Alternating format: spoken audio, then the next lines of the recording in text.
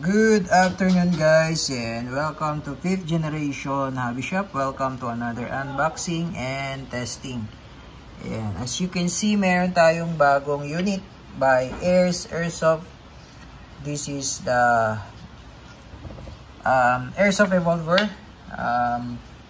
full metal, CO2 powered. So CO2 powered siya. Ang gamit pa rin natin is CO2 cartridge na 12G. Yan, CO2 powered siya.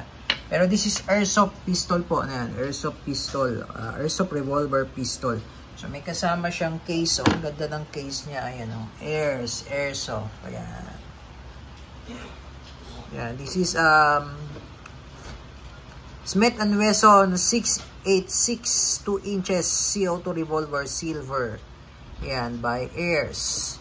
Smith & Wesson 686 2 inches CO2 revolver silver. Smith & Wesson. Ayan, may kasama siyang plus P na shell. So shell lang po ito, no, hindi siya para siyang bala ng para siyang bala ng 357. Tingnan natin. Siyang bala ng 357. Ayan. Plus P. Ganito yung mga plus P na bala. Ayan. Kulay puti yung shell niya. Ayan. Ayan. Ayan. Nakalagay R plus P 357 Magnum. Oh, ganda oh. Ayan. Pero may butas siya, syempre, dahil dito po dumadaan yung propellant, yung CO2. Ayan. So, tas dito nilalagay yung bala. Dito sa may rubber na to. To. So, ang bala niya ay plastic ball, pero po pwede siya sa steel ball.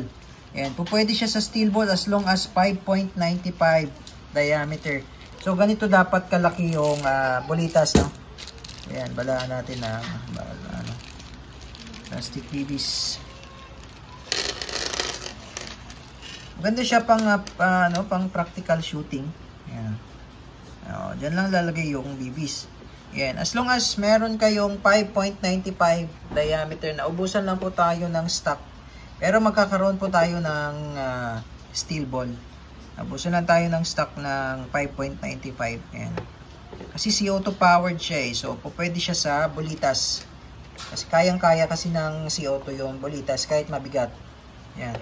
Pero kung wala naman kayong steel ball, pwede natin siyang balahan ng mas mabigat na BBs. Pwede natin siyang balahan ng .30 and so on. Ayan. So, dito lang po lalagay yung yung pinaka shell, ay yung pinaka BBs niya, no. Ayan, dyan, no. Hindi mo siya malalaglag kasi sukat na sukat yan. Ayan, tapos, ayan, dyan nga dumadaan yung pressure, yung CO2, propellant.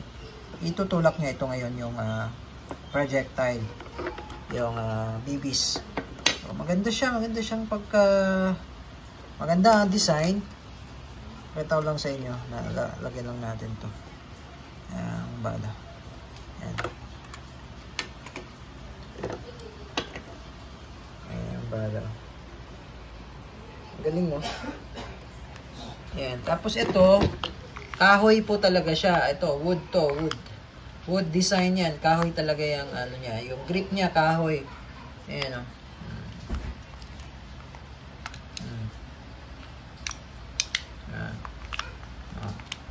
Meron siyang safety, ha. Meron siyang safety.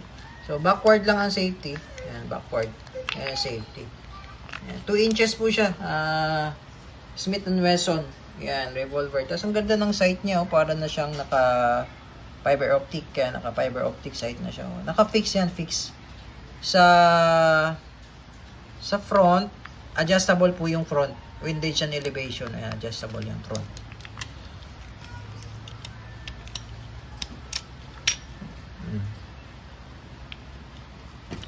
Oops. Ang ganda niya, oh. So, full metal siya, silver. Ayan, oh. Full metal, silver.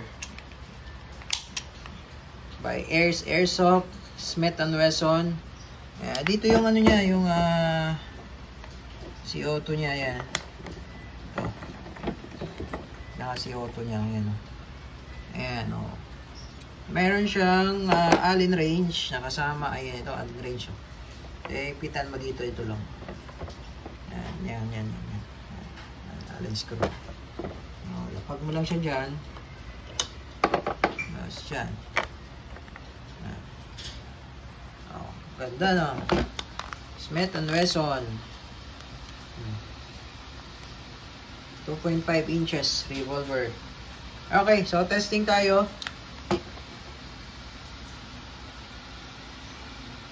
Ayan, so load lang tayo.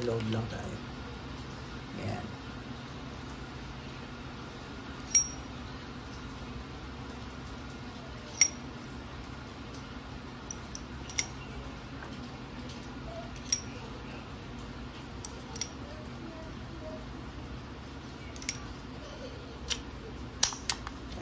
Lock.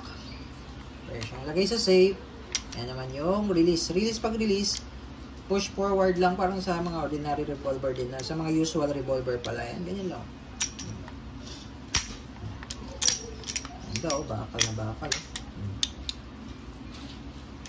Yan.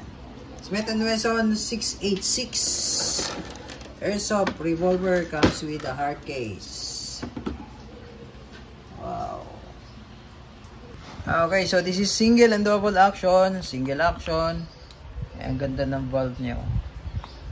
Single action. Yan ang sight niya. Linaw. Single action.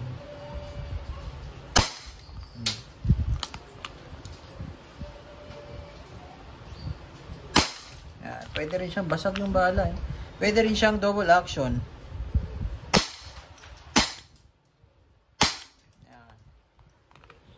Okay, Smith & Wesson revolver by Airsoft. Testing.